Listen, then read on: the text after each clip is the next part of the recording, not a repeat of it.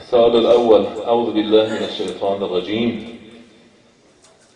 إن الذين يأكلون أموال اليتامى ظلما.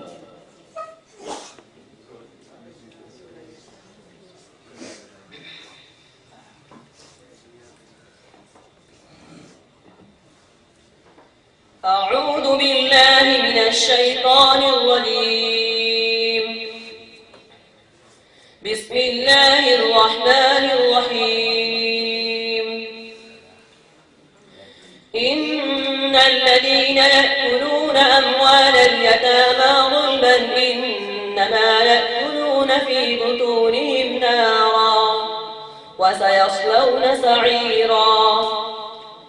يوصيكم الله في أولادكم للذكر مثل حظ الأنثيين، فإن كن نساء فوق اثنتين فلهن ثلثا ما ترك، وإن كانت واحدة فلها النصف، ولأبويه لكل واحد منهما السدس مما ترك إن كان له ولد، فإن لم يكن له ولد وورثه أبواه فلأمه الثلث، فإن كان له إخوة فلأمه السدس من بعد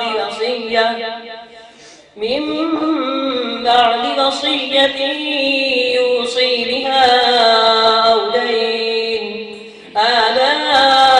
آباؤكم وأبناؤكم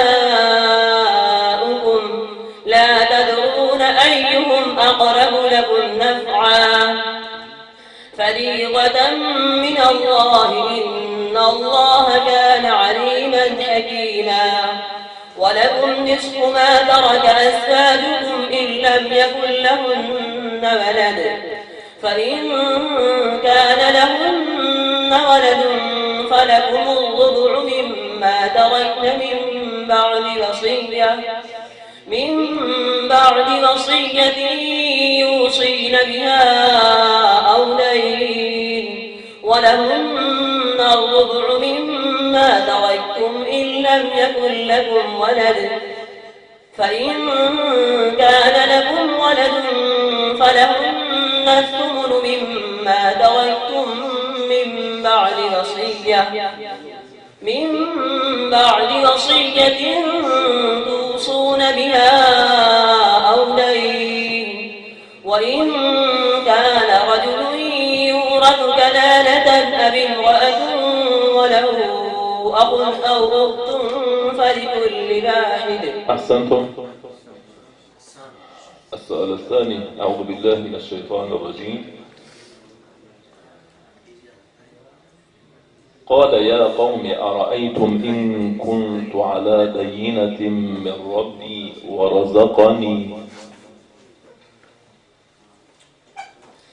قال: يا قوم أرأيتم إن كنت على بينة من ربي ورزقني منه رزقا حسنا، وما أريد أن أخالفكم إلى ما أنهاكم عنه، إن أريد إلا الإصلاح ما استطعت، وما توفيقي إلا بالله، عليه توكلت وإليه أنيب.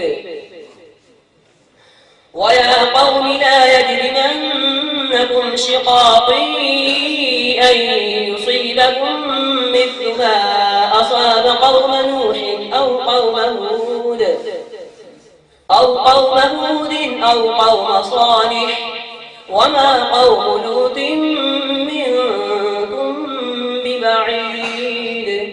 واستغفروا ربكم ثم توبوا إليه، إن ربي رحيم ودود. قالوا يا شعيب ما نفقه كثيرا مما تقول وإنا لنراك فينا ضعيفا، ولولا رهطك لرجمناك وما أنت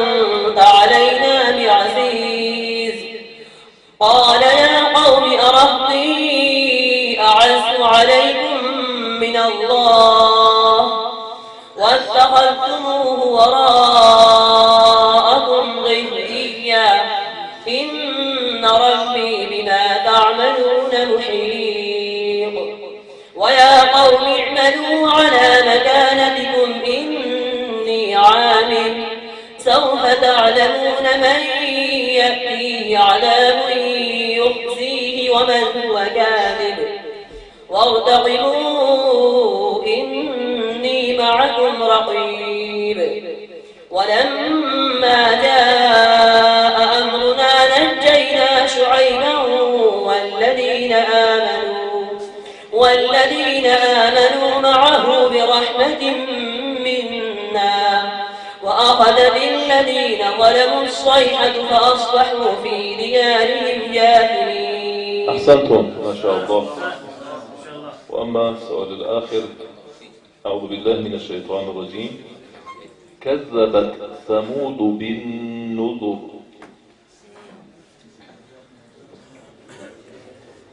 كذبت ثمود بالنذر فقالوا أبشرا منا واحدا نتبعه إنا إذا لفي ضلال وسعر ألقي الذكر عليه من بيننا بل هو كذاب أشر سيعلمون غدا من الكذاب الأشر إنا مرسل الناقة فتنة لهم فارتقبهم واستبر ونبئهم أن الماء قسمة بينهم كل شرب محتضر فنادوا صاحبهم فتعاطى فعقر فكيف كان عذابي ونذر إنا أرسلنا عليهم صيحة واحدة فكانوا كهشيم المحتضر